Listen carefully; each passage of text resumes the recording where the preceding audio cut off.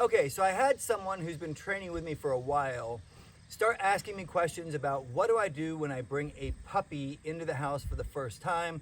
Obviously, on our training facility, we're set up to be able to work a bunch of young dogs and older dogs all at the same time, but it's a lot different when before I had a facility, when I would get a puppy and I would bring it home and I would start training it. And that's kind of how the average person is going to experience a new puppy, right? They're going to get a new puppy, they're going to bring it home. What do I do with it in my house all day? I can't just sit here and focus on it the entire time. And I said, well, I need to do a video on that to tell you guys how I used to bring my puppies through their initial training. And essentially, one thing that's really important to keep in mind is you are always training your dog, always through its whole life. Whatever you allow it to do, you'll get more of. Whatever you discourage, you will get less of. You're always going to be finding things periodically that it's like, I don't like that, let's fix it. Or you'll come across things where you're like, I want to teach my dog to do this. Let me figure out how to do that. So when you bring your puppy home right off the bat, you're starting to train that puppy, whether you think you're training it or not.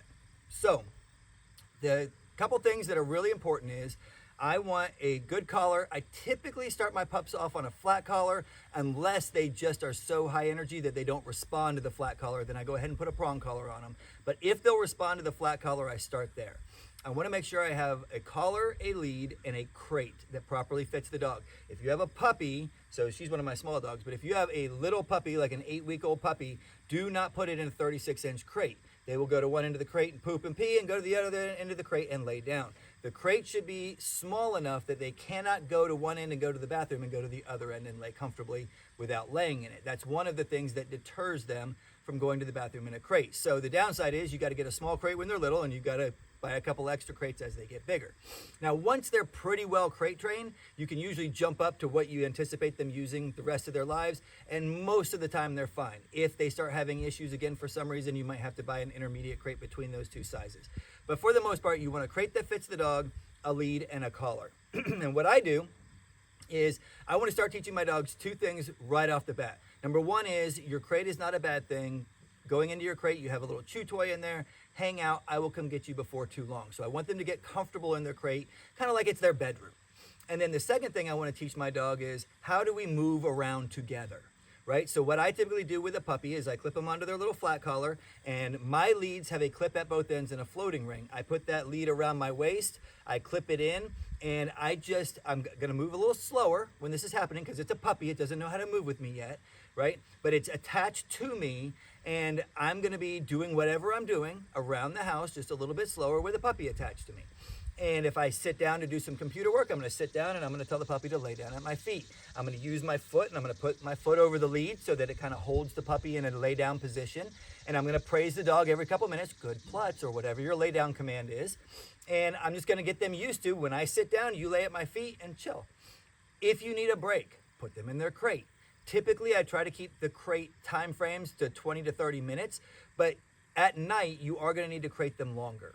Okay, so let's just run through a morning to an evening routine real briefly so that you can get an idea of what I'm talking about. So in the morning, I wake up, I come and get the puppy, I open the crate, I clip them in, take them right out to use the bathroom, leave it, plutz, because they're going to need to go to the bathroom after they've been in the crate for a while. They go outside, they use the bathroom, that's great. I bring them back in, I feed and water my puppy. After they finish eating and drinking, I put them right back in the crate, and I set a timer for 20 to 30 minutes. I do this because it's going to take them a little bit of time to process that food, and then they're probably going to have to go to the bathroom again. So after about 20, 30 minutes, I take them out of their crate, and I want to start setting a pattern here. How do I want my dog to come out of the crate, right? So I open the crate door, I kind of grab a hold of their collar, and I get them used to just waiting. They're not really going to know what sit means. They're not going to know what lay down means, but I just want them to get used to coming out and just kind of waiting so I can clip them in to their collar. Then we're going to go out to the outside, and they're going to get a chance to use the bathroom. If they go to the bathroom, great. Now you're going to get to hang out with me. If they don't go to the bathroom, I bring them back inside, put them in their crate, close it up, tell them good crate, and I set the timer for like another 10 or 15 minutes. During this time, the whole purpose here is they go back into their crate until they go to the bathroom, right? Once they go to the bathroom, now they can spend time with me. This will minimize your accidents in the house, and it will speed up your house breaking time.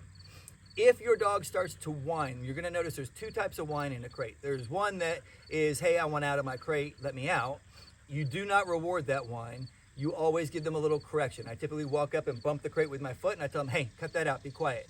and I walk away. If you reward that whine by giving the dog attention, you will only get more of that whine. I want my dog to learn to lay in their crate quietly. They can chew on their chew toy. I will come get you when I'm ready. And so I never reward them whining, but there's a different type of a whine that says, hey, I have to go to the bathroom. And if you pay attention, you'll really quickly realize, ooh, that's the bathroom whine. I want you to tell me when you have to go to the bathroom so I can take you outside and we don't have an accident in the house. And so if I hear that whine, let's say I set the alarm for 10 minutes, but 2 minutes in, I hear that whine. I go and I get the puppy, and I actually kind of have a little conversation with him. I tell him, hey, don't let me down, right? This sounds like a pee whine, but if you're playing with me and you're trying to just get away with something, I'm not going to listen to that whine anymore. And I'll take him outside. Typically, they will go to the bathroom. I praise them. I don't pet them while they're going to the bathroom. Obviously, that's going to distract them. But verbally, I'm like, oh, we use get busy. So I go, oh, good, get busy. Good, get busy. Atta boy or atta girl. Good, get busy. And so I reward them for going to the bathroom outside. And then they get to hang out with me. And we'll hang out until I start getting tired of doing it, right? Maybe I have to do something that it's too much of a pain to have the puppy with me. Or maybe it's just we've gone for an hour or two and they've been moving around with me. And now I'm going to put them back in their crate. A couple things to watch for if you're doing admin work and things like that, and you're sitting in a chair and you put the dog in it down and you put your foot on top of the lead, make sure they can't reach your laptop charging cable. Ask me how I know, right? These are things just to be aware of. Make sure there's not things within their purview that they can reach that you don't want them to chew on. Or if there are, you're paying attention to them, frequently checking in. Hey, don't put your teeth on that. Here's your little chew toy. Chew on this instead, right? So you want to pay attention to those types of things. This is going to take some extra focus for you for a couple of weeks, but pretty quickly, the dogs will get this down pretty well. And after I do this for about 2-3 days, because I really want the dog to start bonding with me, and then we start working obedience. This is seats, this is lay down, this is place, this is wait. Once I have a puppy waiting, by the end of the first week, your puppy should wait in its place for 30 minutes to an hour without too much trouble. Maybe a little bit if you leave the room for too long, they'll come and look for you. But for the most part, they should be sitting, laying down, and waiting in their place in the house, and walking pretty decently at your side. So if you're spending 15 to 20 minutes a day with focused training time, and then just integrating them, as I'm describing, through the rest of your day, within a week, you'll have your dog pretty well fitting into your life, and then it's only going to get better from there. So I hope that's been helpful. I am going to be putting this video into Module 1 of K9 Academy. And if you want to check out K9 Academy and get more help on training a dog you already have, or if you're anticipating getting a puppy, go check out K9 Academy. Go to thesurvivalpodcast.com. Click on the link on Jack's website, and it'll take you to our website, and you can see all our different options. We have a basic plan all the way up to an advanced plan. You can check those out. Feel free to reach out if you have any questions. You can email me at joel@fortressk9.com. And if you're looking to purchase a working line puppy or a fully trained protection dog, check out fortressk9.com. Click on that consult. We'll get in contact, and we'll see if we can help you out. Remember, until next time, train hard and stay safe.